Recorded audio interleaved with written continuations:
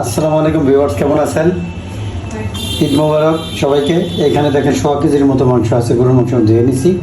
হ্যাঁ, হালকা একটু পানি আছে, আমি পানিটা ফেলে দেবো।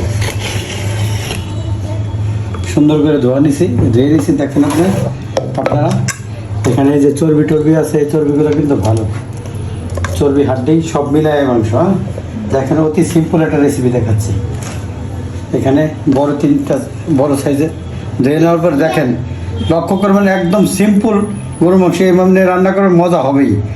এই 5টা পেঁয়াজ নিয়েছি আমি বড় সাইজের, পেঁয়াজ 5টা দিয়ে দিলাম। 3টা টমেটো নিয়েছি, টমেটো 3টা দিয়ে দিলাম।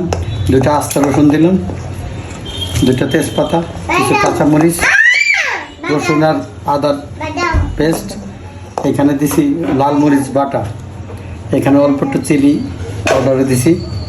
এখানে দিয়ে দিলাম 2-3টা দারচিনি।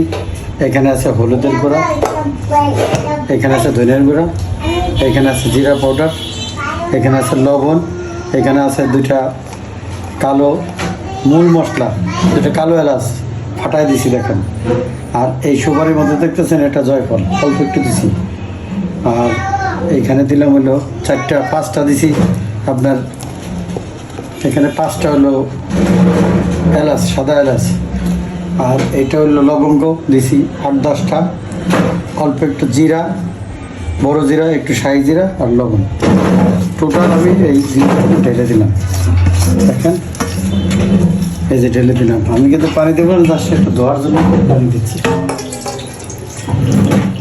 পানি দেবো না। দেখেন এই যে আমি দিয়ে দেবো সিম্পল। আর সরষের তেল রানির বাঙাল শেষ হয়ে গেছে, আমি বোতলটা দিলাম অল্প পরিমাণ, বেশি দেবো না, বাস ফিনিশ। এখন দেখেন এটা আমি একটু মাখাবো।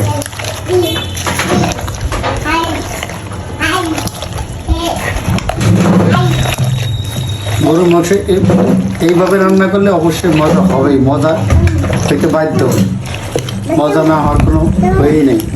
আর ভালো কথা, আমি যেহেতু আমার বাবু আলু খায়, বাচ্চা, আমি কয়েকটা আলু দিয়ে দেবো, যেহেতু বাচ্চাদের কথা চিন্তা করতে হবে। আলুটা অপশনাল, আপনারা দিতেও পারেন, নাও দিতে পারেন। আমি 4টা আলু দিছি আর কি।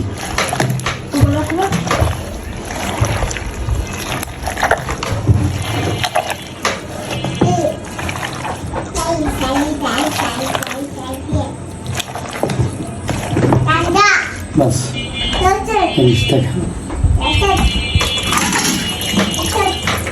একটু ধুয়ে পানিটা কোনো পানি দেয়নি, ব্যাস। এই দেখেন আমার গরুর মাংস।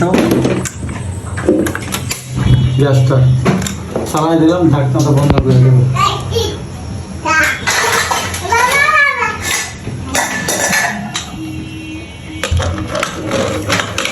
একদম সিম্পল, 15 মিনিটে ডান। অল্প যখন বলক চলে আসবে, সিটি মারবে, আমি কমাই দেবো 5টা। দেখেন আমি চুলাটা বন্ধ করে দিলাম। আপনার এখানে হাওয়াটা রিমুভ করে দিছি। 15 মিনিট পরে চলে আসলাম। আলহামদুলিল্লাহ আমার রান্নাটা দেখেন, তেলটা জল টল কিছু নেই। যদি আমি একটা লাড়া দিয়ে দেখি, দেখেন দেখেন, আপনারা যে রান্না করতে পারেন না বা রান্নার স্বাদ হয় না, তার রান্নাও দুর্দান্ত স্বাদ হবে। একদম সফট হয়ে গেছে মাংস। 15 মিনিট বা আপনারা প্রয়োজনে 10-15 মিনিট পরে একটু লাড়া দিবেন, লাড়া দিয়ে দেখবেন, বুঝছেন? হ্যাঁ দেখেন একদম সব কিছু সফট হয়ে গেছে, মাংস সব নরম হয়ে গেছে। হ্যাঁ দেখেন কালারটাও জোর সেরকম। দেখেন আমি কিন্তু পানি দিই, বুঝছেন? হ্যাঁ দেখছেন। আর যদি জোর রাখতে চান তাহলে রাখবেন। দেখেন তেলটা বেশি গেছে। দেখেন আপনার কালার। আর জাল যদি কেউ কম খেতে চান খাবেন। দেখেন আমার আলহামদুলিল্লাহ মাংস অলরেডি ডান। চর্বি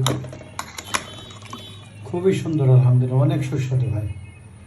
ভালো থাকবেন। ভালো লাগলে ভিডিওটা, চ্যানেলটা সাবস্ক্রাইব করে দেবেন যারা ইউটিউব থেকে দেখেন। আর ফেসবুক থেকে যারা দেখেন, লাইক কমেন্ট শেয়ার করে দেবেন।